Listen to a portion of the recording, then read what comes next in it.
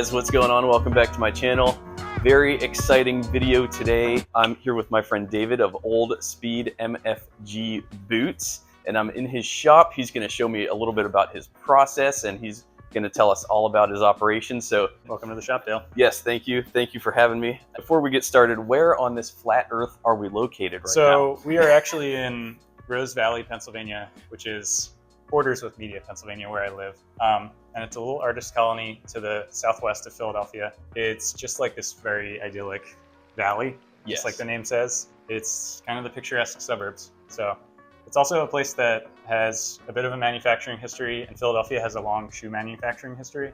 So it feels like the right setting for a brand like this. It really is, and I got to tell you, driving in, it's just beautiful. I'm from the Northeast. I'm from Ohio originally, and yeah, Pennsylvania is just beautiful, and this area exemplifies that beauty. It's also the right time of year for it because it's peak foliage, like today. Right. So the leaves are starting to turn yellow and red, and it's awesome here. Yeah. So I got to meet you at the boot camp briefly, so that was a lot of fun, getting to see your booth and everything. That was cool. It was really cool to have a booth there. I felt super lucky to be in that scene. Yes, and yeah, the boot camp is just an amazing event, getting to network with people, and that's how I met you. So I'm really interested in your operation. What do we have here? So this is one of the boots that I make. This is a service boot, and most of my boots are built on the same last, which is the service boot last. It's kind of an almond-toed work boot last with just a medium arch. It's very medium overall, but I think it makes for a really great profile. I worked really hard on the pattern to create a kind of a classic looking boot with a short vamp, long quarters, and just generally good proportions. So yeah, most of my boots look just like this, and what I really focus on is choosing makeups that will patina really nicely. For example, this leather is Horween Latigo. It's almost like a natural veg tan, but it's vegetable retanned, and it patinas like crazy. It darkens, it crocks, it burnishes really, really nicely and very quickly. Okay, good. Yeah, I could tell the open pores, the almost nubuck feel it's to totally, it's very vulnerable is what I would call it. Yes, absolutely. Yeah. That's what we love in the boot community. Yeah. Definitely a top contender for a stitched down patina Thunderdome pair, that's for sure. Yeah. I've got a few in the dome in this leather, and actually I'm wearing the reverse leather right now. That's right. I'm super excited to see how they do. Yes. They're already crocking a good bit. So wow, yes they are. Yeah, we'll have to get some good footage of those too. Yeah. So let me ask you this, how did you get started in boot making? So I was into leatherworking a little bit. I made a couple wallets. I had actually started with tailoring. I bought a sewing machine because I wanted to tailor my own clothes. Actually, that's not true. I inherited 2 sewing machines. They've been in my parents' attic for ages. I tailored my own clothes, and then I was like, I want to make tote bags and stuff, so I bought a walking foot sewing machine. It's the classic clothing to leatherwork pipeline, where you just end up like upgrading the tools over and over again. But what really happened was I wanted to buy a nice pair of boots. I did tons and tons of research. I started watching resoling videos, cobbler videos, shoemaking videos, guys like Brian the Bootmaker and Vito's Leatherworks and White's and Wesco. They have great channels. And eventually in 2023, my New Year's resolution, I said I want to make a pair of boots. So I went to a local cobbler and I said, I have a sewing machine and some leather, wallet making and stuff. And he said, get a pair of lasts. You can use my shop. I've been making boots for 30 years, or shoes. So why don't you come back with a pair of lasts and we'll get started. So I did that. I made a pattern. I made a test pair. It took me until about July to make my first complete pair, which was kind of like an Alden indie knockoff, because I just wanted to make something nice looking that I could actually wear. Yeah. But the response was tremendous from my family, from my friends. Everyone said, I can't believe you can take this piece of leather and turn it into a shoe. Wow. Because to them, a shoe is just something you buy online, or maybe you go to DSW and buy, and then it wears out. Then I made my second pair for the patina Thunderdome, and I was all in from there. I started working at the cobbler shop, doing repairs, and making shoes on the side. It took 6 or more months, but we got a full run of lasts from 6 to 13 D and E, and had patterns graded, and then we were in business. Dang. So that was not all that long ago. That was like April of this year that we got the lasts. Really? So, feel very new at it, but the reception's been great. Absolutely, and the stuff you're cranking out so far is just awesome. Like I was telling you earlier, I watched your Instagram video that you uploaded, and yeah, I think it's awesome when you just have a couple staple patterns, just sort of build your brand off that, you know. And I really love the plain toe service boot look, iconic boondocker type look. I was gonna wear my boondockers today, but they were too far out of reach up my boot wall, so I figure out these instead. But it looks like you're doing stitch down construction. Yeah, so the first pair I made was hand welted, and that was way too much work. Okay. So, you know, the cobbler had an outsole stitcher. I've always been like a DIYer, and I worked in machines and cars and for a decade now. So I said I can modify this outsole stitcher to do stitch down, and I did. And it turns out stitch down is a lot faster. It's very sturdy. Some people consider it more waterproof. Jury's out on that. Okay. But I love the way it looks. It's unique. I think what's really premium about it, what draws people to it, is that you can't do it with a cheap leather. It only works with a nice leather. And so when you see a boot that's stitched down like this, it shows you you're getting a great product. So that's a very good point. I've never heard it articulated like quite like that before, but it's true. When I go to like really cheap stores, like mall brand stores, and I do see that they're doing, you know, stitch down construction with really crap leather, it looks like crap. I mean, just looks very bad. On one hand, you have like mall brands that might do it. Yeah. And you know those shoes aren't going to last. Right. And then on another hand, you have Clark's, which does it at a much cheaper price point. But I've worked on a lot of those. I can tell you that they have cut every single cost besides the leather, just so that they can make that desert boot work. Yeah. And the inside of even the premium desert boots are not what they used to be. They don't use a solid piece of crepe. There's a filler inside. It's a cost-cutting measure just so that they can continue to use the nicer leather and keep the cost down. So. Okay, that makes a lot of sense. And, you know, I have to say, before I got into good boots, I wore nothing but Clark's, and to me, they were like the best. And, you know, the slip-ons and stuff, they're comfortable. I think there's many bonuses to them. You know, they do use nicer leathers than you would get at a typical mall store. Right, like an Aldo. Aldo. The crepe soles are very comfortable. Yes. But, you know, you can't really resole them without. It would cost me, I've done resoles on Clark's where I literally throw away everything besides the upper. And the job costs as much as buying a new pair easily. Yeah, I'm sure it's not even worth it at that point. Why don't we get a tour of the rest of the shop? Sure, yeah. This table is where the magic happens. There's a lot of good pieces on this table. So I see this is the so this progenitor. is soling leather, which I use. I like this leather. It's from Herman Oak, and it's actually tooling grade. And I just love how flexible it is, and it's very thick. And so it really beds in nicely.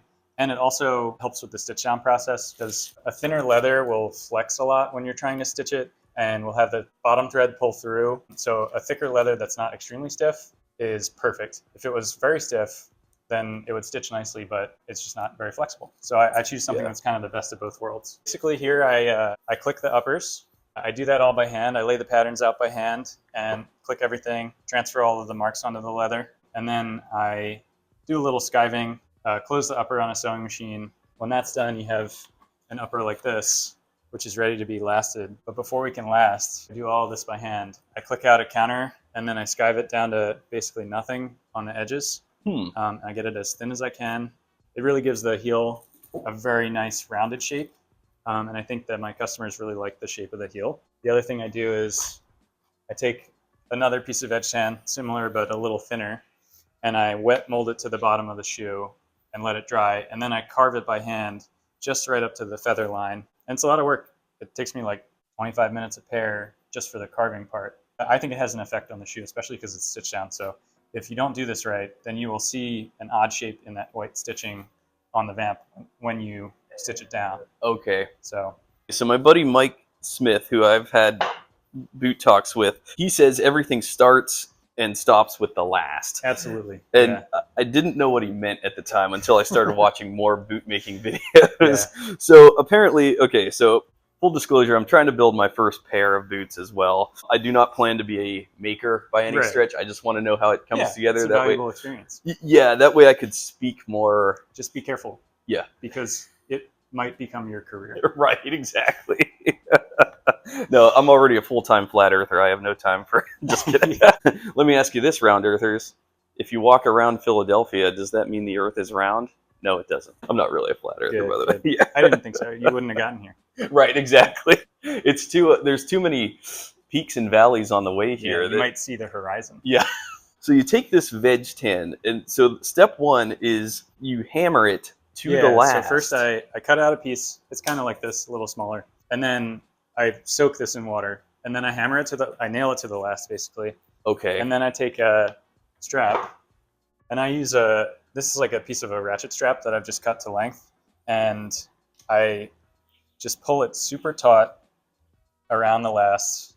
I stick a nail in there, but then I just wrap it and wrap it and wrap it, and then nail it in place. And then I have to let it sit overnight at least until it's fully dry, because it's easier to carve the leather when it's wet, but if you do and it dries, it continues to shrink as it dries. So you really do have to be patient and wait. So it's just another thing that it's handwork. It takes a lot of time, but I think it adds to the value of the shoe a lot. It does. Yeah. The ergonomic form that it takes. Yeah. There's no rushing this, right? I mean, this isn't, you really can't. Yeah. You just can't. There's absolutely no rushing when it comes to handwork. Yeah. Okay, so then once it's wet molded, okay, so the next day it's dry now. Mm-hmm. So then you're going to come in. Yeah, so the leather will be coming out off the edges of the last, and I have to take this knife. It's a Japanese knife called a kiridashi. Ooh. And I start with a rough carve in this direction and take off as much material as I can, because the less material you're taking off, the more precision you have. Okay. So then for the final pass, this took me a while to figure out, but I turn it around and I kind of carve it so that I'm pulling the leather into the corner of the last and just get it as close as I possibly can. Once that's done, basically anytime you look at the last, like from the like terminal angle, you should be just seeing the leather. And you'll know you did it right if you pop this off, which is the next step, and there's no like corners to the impression that the footbed made in the leather. Okay. So you pop it off, and then I just carve away the little bit of leather corner that's made. Someone said that it can eventually wear away your upper to have something sharp like that. Maybe they were using a harder leather. I've never had that problem, but I do it anyway because I think it looks better if you're to peek into the shoe, and I see no reason not to. You don't see it on the outside. So. Okay, that makes a lot of sense. So then once you have that, so then it's time to last, basically. Yes. So you stitch all this together. The patterning came together. I see the linings in there already. Yeah. So these boots are all lined in the vamp, and then the counter pocket is created by the quarters and the counter cover. Okay. So I soak the counter, I stuff it in here, and then I load this with glue, and then I wet last the counter as well. So the first thing I do is last the heel of the boot. When that's done, I pull the vamp up like this, pull the vamp all the way back, and I last the lining underneath, right? So that's fully pulled over like that. Okay. And then I do the toe lasting so that I can peel that back to create the stitch down welt, if you will. Okay. So the lining is fully lasted, and then the upper is only lasted like to that edge of the lasting board. And then it's pulled back. Interesting. So. Okay, very good. Very good. That makes sense. My question, I think I asked you this at the boot camp. Can I make a boot with all of my caveman tools? Like, say I'm in a cave, I don't have any machines at all. Yeah. Can I make a boot with absolutely no mechanical equipment whatsoever? Yeah, absolutely. Okay. I'm trying to think of how many tools you would need. Yeah. Basically, I think you could get by with a very sharp knife.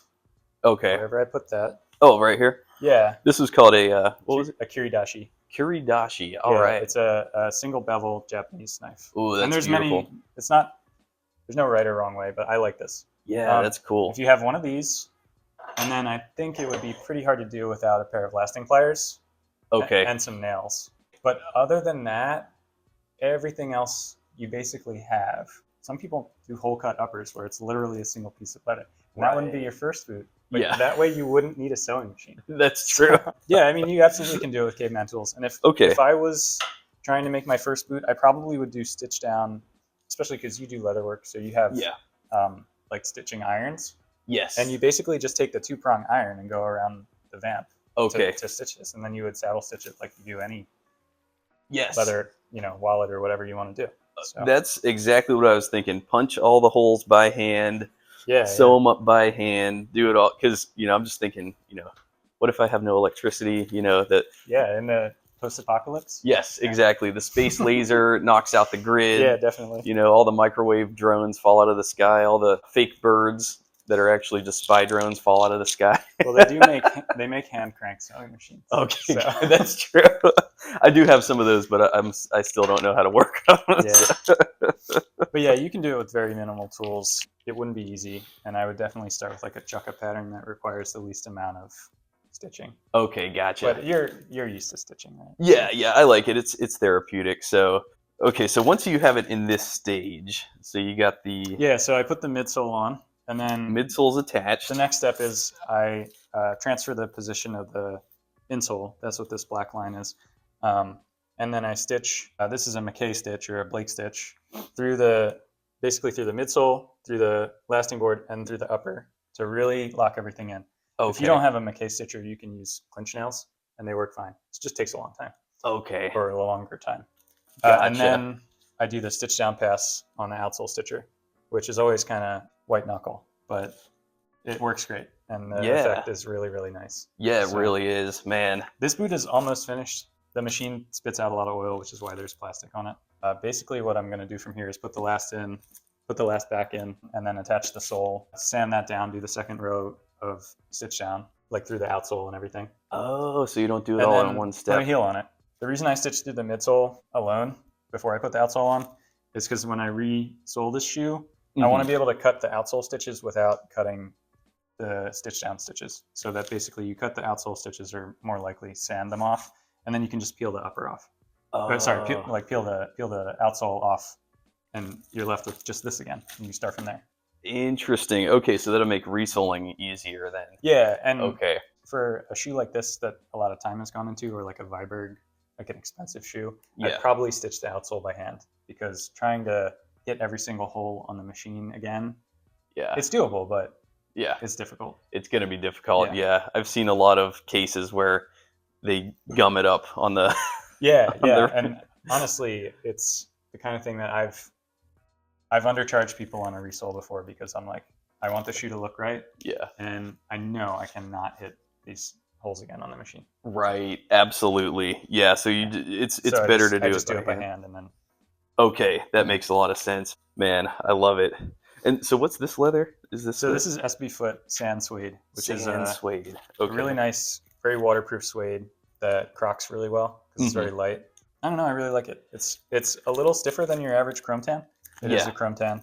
It's just very comfortable, very weatherproof. Yes, it is. Really nice. Yeah, it's similar to Coyote Rough Out, which, you know, I had a pair of those from Mark Albert, who, rest in peace, they're no longer making boots. But I made the mistake of spraying that down with Tarago. You don't need to do that with this stuff. No. This stuff is so waterproof. I have done the micro or nano conditioner stuff, which just helps for like a little more water resistance. Yeah. But honestly, I've taken suede like this. You know, I wanted to do an engineer where you have to crimp the vamp, and so you soak it. Okay. And like this suede, which is SB Foot Cedar Rainbow. Ooh, nice. You soak that overnight, and you pull it out the next day, and the rough outside is still dry. Oh, really? It's like that water resistant.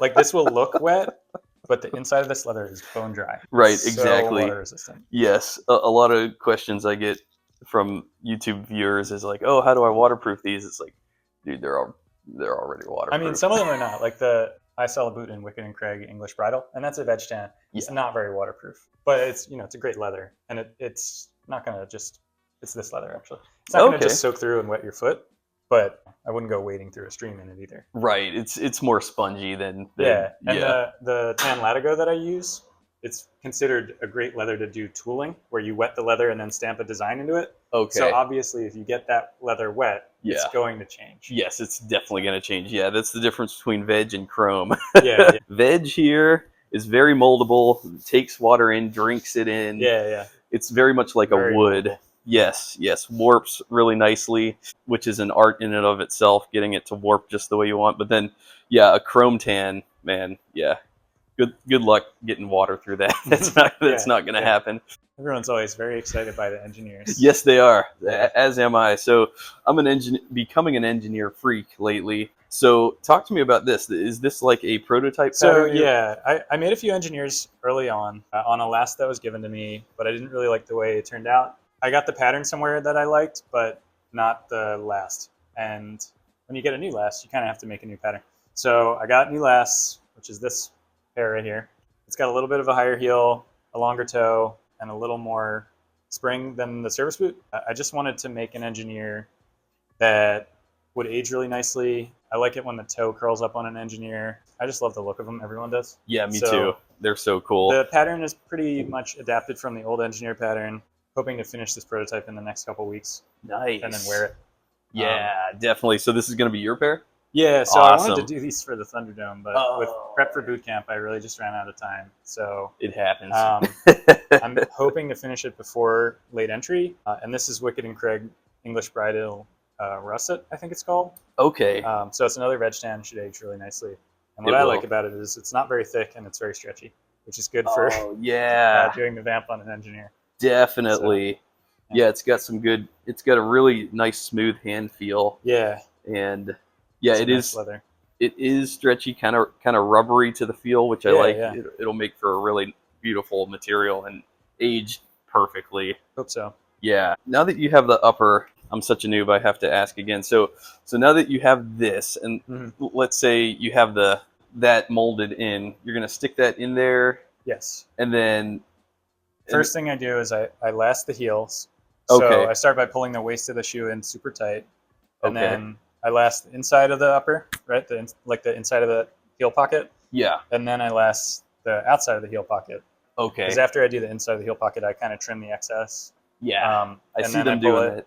And I last it with nails and let that dry. Okay. And then I trim all the pleats off, like the excess upper. Okay. And that's when I do the midsole. Well, I do the toe the same exact way that I do on the service boot. And then I do the midsole. This is so much fun. Oh, and on this last, did you add that? Yeah. So I ordered a 9C because that's my size, and I made a kind of like a sample to try on. This is just cemented, and I found it was a little tight in the toes. I actually took a little out of the waist. The last, added to the arch, put a layer on the toes to kind of build it up where I needed extra room. So, for the final last, like when I send it out to be duplicated, I'll probably use a different size, not one that I did just for me. I have a set that's like 9.5E for a friend, so I'll probably base it off of that. Very cool. Yeah, David at Sombrero Boots was telling me that, he'll add cork to the last. I've used cork, but cork is better, in my opinion, for like if someone needs more volume in the forefoot, what I'll do is it comes in sheets, and I'll just glue a sheet to the entire bottom of the forefoot and then sand it to meet the edge. So you're basically adding like a 1/16 to 1/8 of an inch of space inside the shoe without changing the profile at all.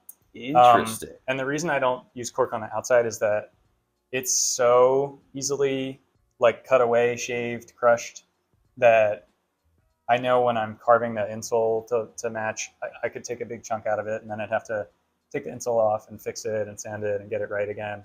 And leather, it's just a lot sturdier. Yes, it is.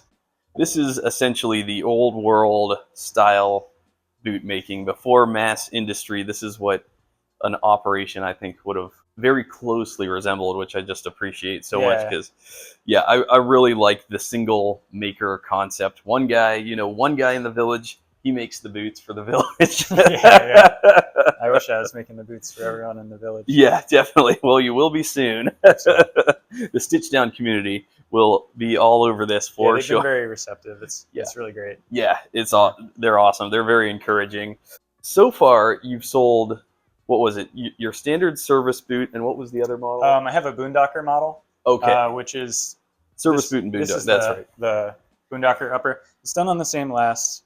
And it's a little, actually it's about the same height, but the pattern is different. I use the like triple stitch sort of imitation of the Puritan stitch.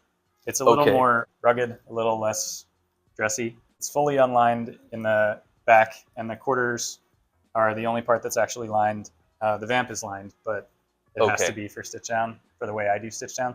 And I just think it makes for a really cool rugged boot. So it really does. Beautiful stuff. This is where I do the clicking. And what I do is I'll take a side, and I try to always click the entire shoe from one side because there's slight color differences, even if it's like a black side. And there's definitely some textural differences. What's really important with clicking is you have to identify the front of the side, like the neck end of the animal, and the top of the side. So where they split it, or like along the spine.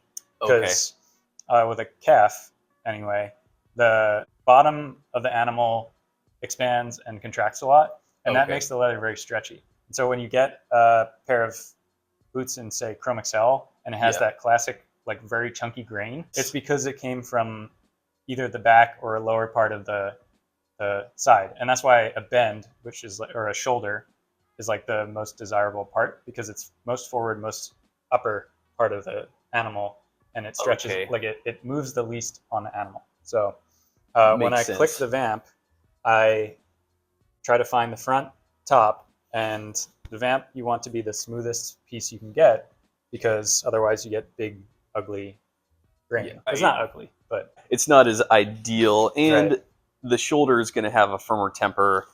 Yeah, fibers are going to be more better compressed. For lasting, and it'll be harder to literally to wear through because it's more dense. Right. So it'll last longer. Okay. So how do you identify that? So we're looking at this big animal right here. Yeah. In some ways it's obvious. Like obviously this is the bottom end, which is why it's very shaggy, and you can already see the grain in here, right? But then to identify the front, for one thing, they usually put the tannery's stamp on the reverse side on the front. I'm sure I used it in a pair already for this. The other way is just, you can kind of tell, because it's going to be smoother grain. You do have to get up close and investigate. The easiest way I find is that the reverse side is also usually much smoother at the shoulder, because in the splitting process, it'll bring up some of that nap. So, okay, gotcha.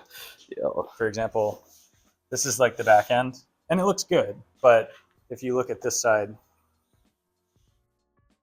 see how much texture there is on this compared to right here? Oh, yes. This is like much, much more consistent. Smoother, better cuts, for sure. Down here is going to be rougher because that's close to the arm of the animal, right? The front leg.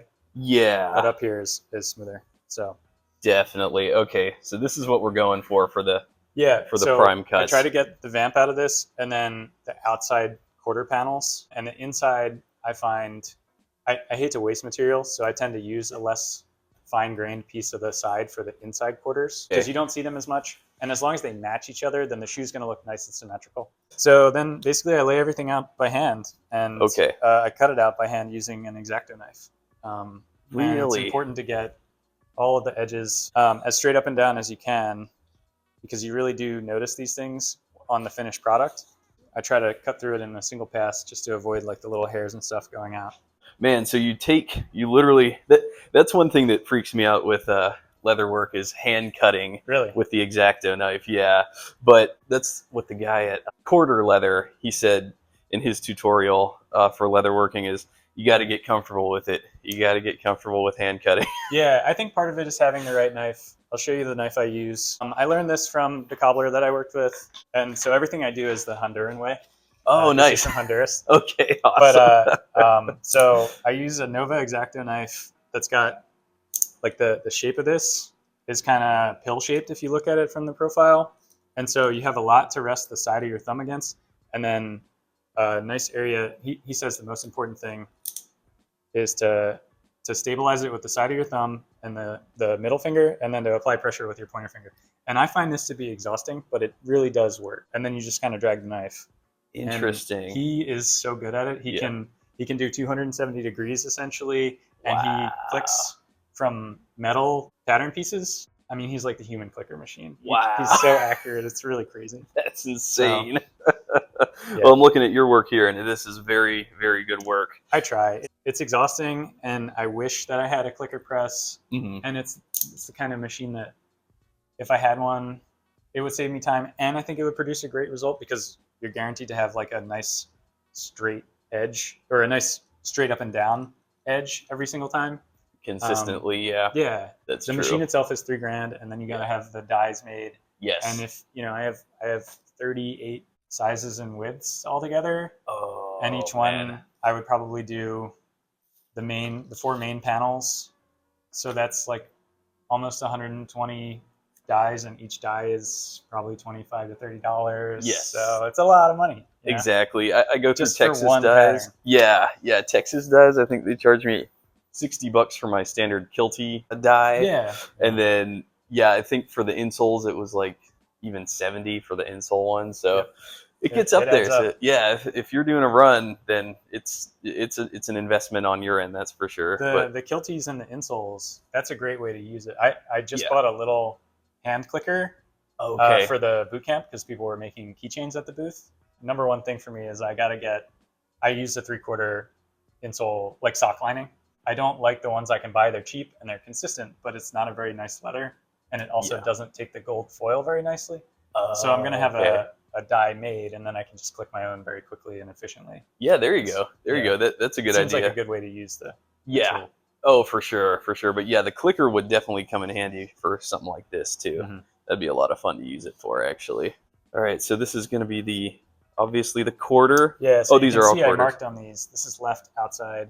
Okay. This is left inside.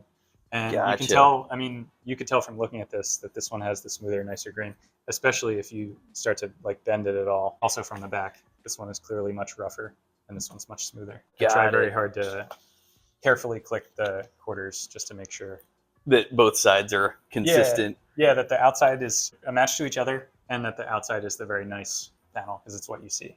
Right. Okay. I didn't even think about that. Dang. So many moving parts to these boots. It's a lot, and you figure it out as you go. Yes. But, so this is going to be okay. So that'll become the counter cover. Nice. And it's also important to get that. If I could, I would click them all from the best part of the side. Yeah. But it's important to get the bottom end of this from a nice piece of the side because you don't want it to be too stretchy. Basically, you're taking a lot of leather and putting it into a small space, and it'll create wrinkles. There's almost no way to get rid of them if it's too stretchy. So. Okay, I've seen that because it could lead to like puckering there in that area. Some of my boots have that happen. It's very difficult to avoid. Yes, it is. But one way to help is to click it from a nicer part of the side. That makes sense. It's like Wyatt says at Grant Stone, you just got to click the leather right. You won't wind up with areas of loose grain and all that. And it's kind of torturous because depending on the quality of the side, you can end up throwing away like 30. I mean, not throwing away, but not using it for production, like 30% of the side, 40% of the side. That's so just true. Not the right side. And that's one thing I try to get across to consumers. The whole side isn't something that you can work with, right? You can use crap pieces of the hide, but the majority of the hide is not usable. When I'm making my bags, it's a similar thing. It's like, oh, I can't go there. Oh, I can't go there. Oh, there's a lot I can't use here. But then I actually use the scrap. I use that for keychains. So yeah. I mean, there's uses you can get out of them. You can make wallets or anything else like that. That's not going to have like curves or flex points necessarily. Right. So one of the nice things about using a leather like this SB Foot Black Prairie is that it's totally refinished on the outside, basically.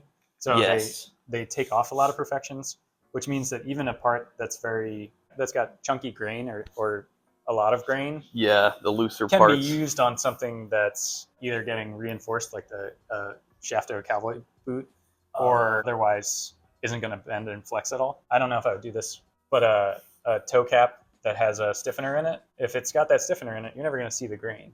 True. But as soon as it's not stiffened, you will. That's a very good point. And this leather, it is very well finished. It looks like it's almost like it's painted with something that's designed to come off. It looks like it will T-core over time. It will, absolutely. Yeah. I have a pair over here.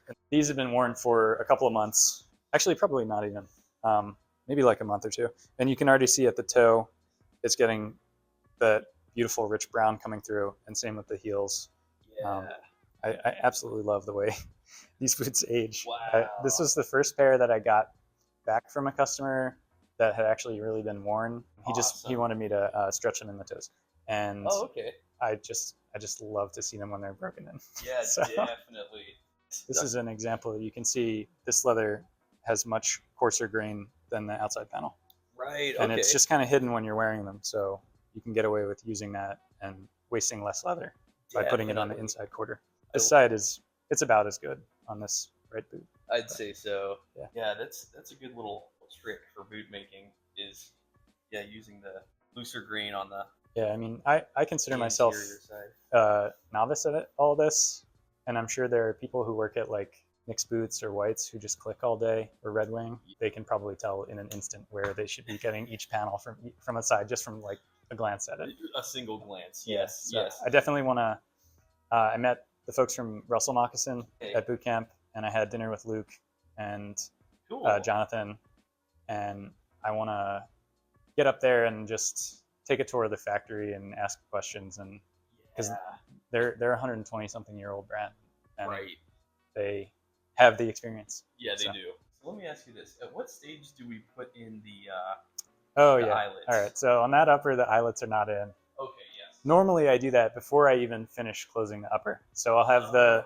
I'll have the quarters attached, and I'll have the lining sewn in, and probably even have the heel cap stitched on. Okay. And that's when I would do it. I've been having trouble with the setting tool that I've been using, and the cobbler has one that works just perfectly. I don't go to the cobbler every single day, so I've just been waiting until the right time to head over there and put the eyelets in. I see. Okay, right. Yeah. Good But stuff. normally, yeah, I would do it like literally before I even attached the vamp to the quarters, because it's just easiest to hold it flat. You're less likely to get like grease from the setter on it, and it's or to scuff the vamp or the tongue or anything like that. So okay, that makes sense. early on is the answer. Yes, early on is After I put the better. lining in, but before I close the whole boot. One thing that I learned early on in my bag making is setting Hardware. the base Yeah. rivet down here. Don't wait till the bag is stitched up Oh already. man, you probably had to stuff it over the lasting jack and stuff, Yes, right? I And then did. like hammer on it. And, Yeah, exactly. Put these in probably as before soon as you- that panel's cut, right? Yeah, when it's cut. Yeah. Yeah, stick it on there. Don't wait. Don't try to put this on. Man, that's a sweet bag. Oh, thank you. I see that. Yeah, definitely. Olive Predator. And it's Horween. like, this is like 6-7 ounce. Yeah, it is. Wow. Yeah, it's thick stuff. That's So- awesome. This is some kind of flesh out, like some wax flesh. Yes, it is. Yeah, that's Horween wax flesh, and then Olive Predator. the Olive Predator. That's right an there. awesome bag. Man, thank you. Do you develop these patterns yourself? Yeah. Wow. I used inspiration from a bag I had got from New York City. The lady stopped making them, but most of it is my own design. This outer cargo compartment's my own design. That's sick. And it's a roll top. Yeah, exactly. Is it hard to roll because it's so stiff? No, not really. Yeah. The first few rolls it is. Yeah, I bet. It looks so good with that pull up. Like you roll it and it's just, it's really nice. All right. Well, in closing, we're going to go over some of the boots that Dave has made, and some of which I saw at the boot camp on display. Just incredible work. My favorite pair, obviously, is this here green Everybody pair. loves the avocado suede from Law Tanning, which is Yes. kind of a sleeper tannery. Yes. I think they make a great product. Super waterproof, very stylish. Avocado suede. Yeah, this pair, so this is on a Vibram 430, which is a little thinner profile, offers a ton of great grip, and it's pretty hard wearing. Most of my boots are made on Dr. Soul raw cord, which has this really neat, I think it's hemp fiber in the compound basically. Yeah. And it's basically a filler, but it's very cool. It's a World War II type thing where they needed to fill some space to use less rubber. So they did that. This is the Boondocker pattern, which has triple row stitching on the quarters and on the counter cover. And I kind of, like I said, imitate the Puritan stitch, which is a triple needle machine. It's also unlined in the opening, just the quarters are lined. So it's like a nice rugged looking boot.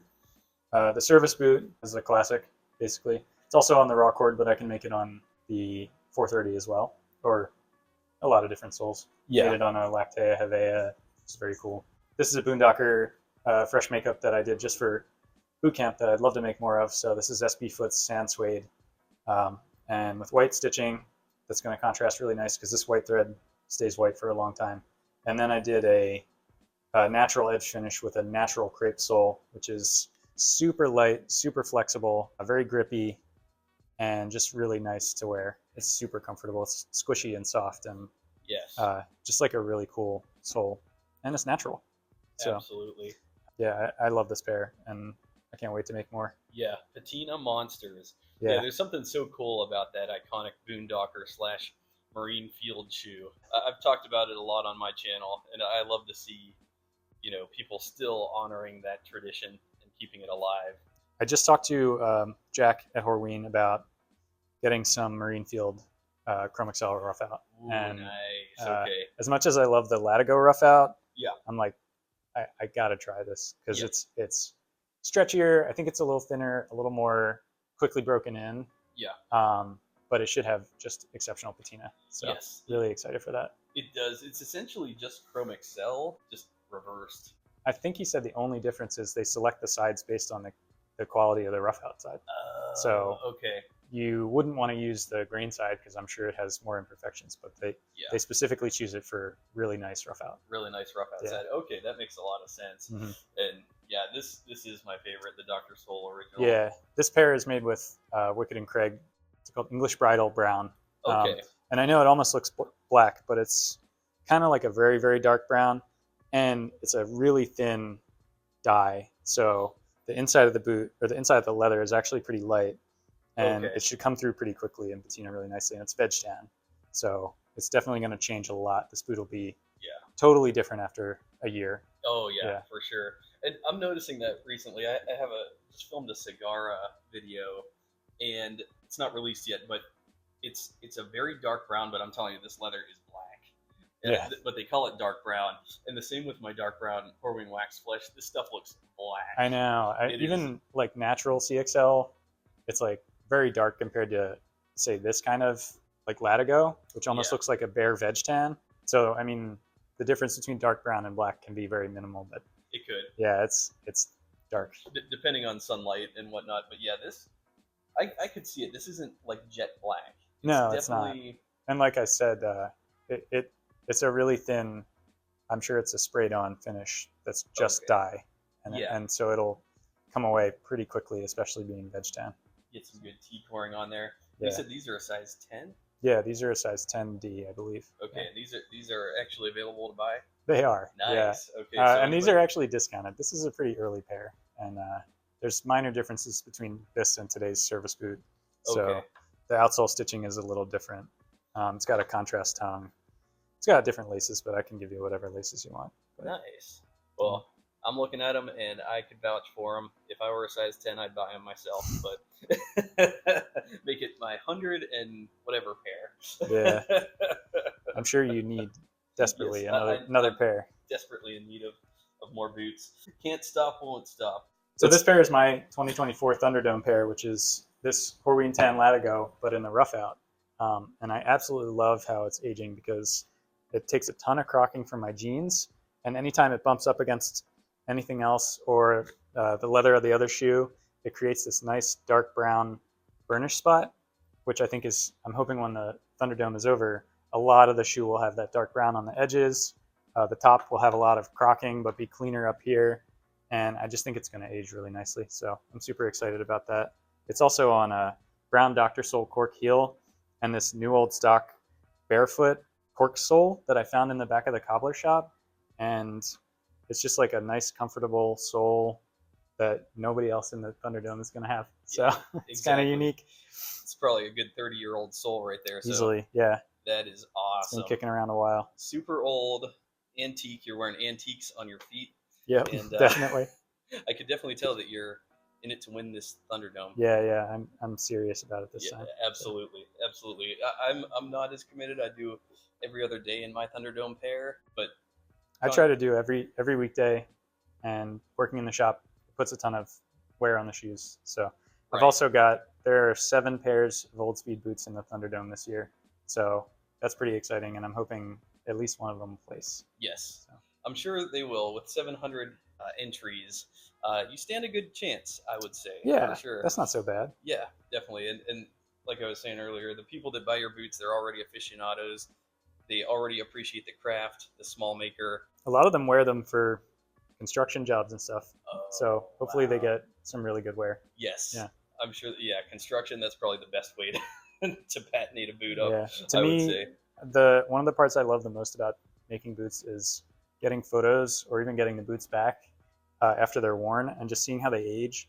It's so amazing to me. There's something about it. So even if nobody places, as long as I get updates, I'm going to be super happy. Yes. I just love seeing them wearing, That's true. And that is one of the most fulfilling things as the maker, is to see it in the wild, to see it get used, to get loved, to see your creation actually go out and prosper. And like really serve a purpose. Yes. That's important to me. Absolutely. And I think that's what that sentiment sort of keeps this community so tight-knit and niche as well. So David, I know that you're not convinced on flat earth, but real quick flat earth tutorial. So you see these boots here on this flat desk. Yeah. And you see how they're just sitting there just perfectly, they're not rolling around. They're you know. Now, Nice and balanced. Yeah, exactly. Now contrast that with your fake round earth model. Look at what happens. See? Oh, you can't keep that from tipping right over. Exactly. So I don't know why this desk isn't rolling right across the room. on a round earth, we'd be in chaos right now. But Yeah, thanks to the flat earth, we're safe. You we're should be safe and thankful that the earth is flat. Definitely. I know I am. Well, we accomplished two things in this video. We highlighted an amazing new one-man operation making incredible boots, 100% made in the United States of America, and we also proved that the earth is flat. So I don't think I could have asked for a better video. I think we achieved a lot. Yes, definitely. I appreciate that. Absolutely, me too. Well, David, my friend, thank you so much for having me. Thanks for This coming has up been- here. Yes. Really and- appreciate you coming and checking Yeah. out the works. Right, absolutely. I love seeing your operation and all the passion and hard work that you put into the pattern making and every step of the way. You really helped me out because I think I'm going to be able to try to make my own boot next. So we'll see. I'm Stay here to help. tuned. Yes, So absolutely. hit me up Thank with you. any questions. I really appreciate that because, Yeah, of course. yeah, I will need some guidance. There's no doubt about that. You'll get there. Yeah, so I was just on the podcast, the Coastal File podcast, which if you want to hear more about my story, check that out. Otherwise, just check out that podcast because Justin, the host, shares a lot of interest with us and interviews a lot of interesting people in the leather scene, leather jackets, denim, boots, all kinds of cool stuff. So it's a great podcast, very easy to listen to. The other thing is check out oldspeedmfg.com and check out my Instagram, oldspeedmfg, for any updates on what I'm doing, what's available. All right, my friend. Well, thanks so much again. This has been a lot of fun. Yeah, thanks for watching. Absolutely. All links will be in the description below, including to the podcast. So go support my friend David. And anyways, thanks so much for watching, guys. We'll see y'all in my next video.